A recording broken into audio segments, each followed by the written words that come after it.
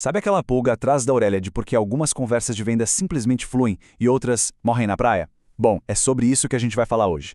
Vamos mergulhar em como transformar a venda, tirando ela daquele lugar de arte, de talento imprevisível e tratando como o que ela deveria ser, uma ciência, um processo que dá para estruturar e, o mais importante, gerenciar.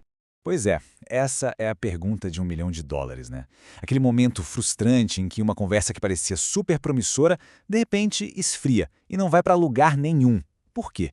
Como a gente vai ver, a resposta quase nunca está na falta de habilidade do vendedor, mas sim na falta de um sistema por trás dele.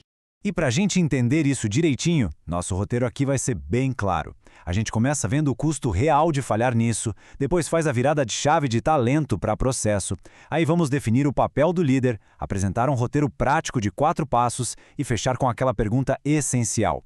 O que se tem hoje é um sistema ou é só uma aposta? Primeiro, vamos encarar os fatos. Uma abordagem comercial que é fraca, que é desestruturada, isso não é só um probleminha. Isso gera consequências bem reais e que dá para medir no bolso da empresa.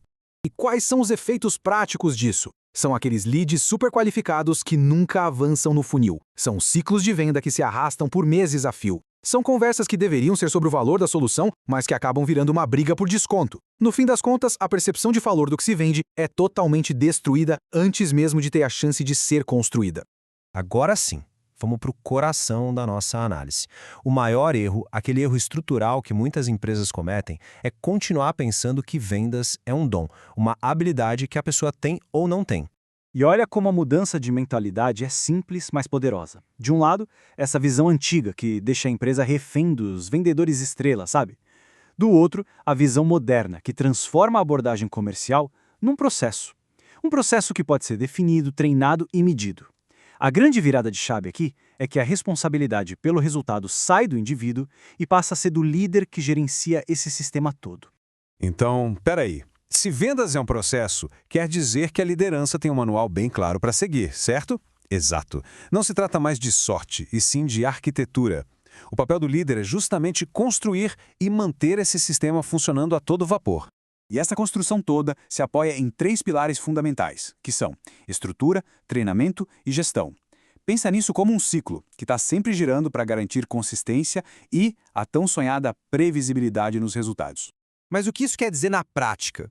Bom, a estrutura define o como, o passo a passo da conversa.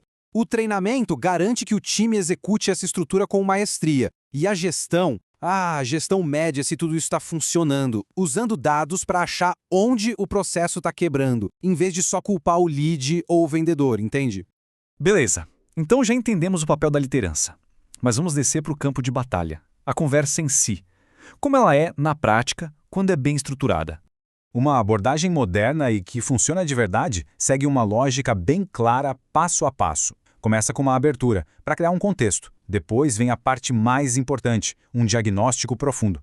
Só então, com base nisso, é que se parte para a construção de valor.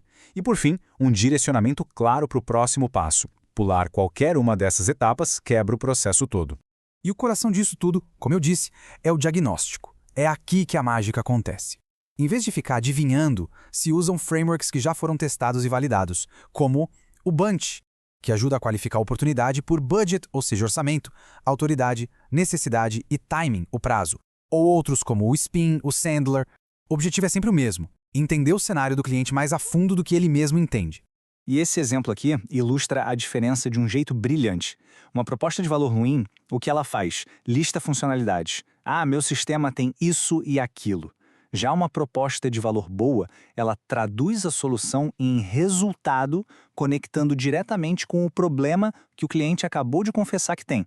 É a diferença brutal entre vender um produto e vender uma solução real.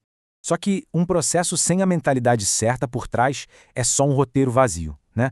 Por trás dessa estrutura toda existem alguns princípios que são fundamentais para fazer isso funcionar de verdade no mercado de hoje.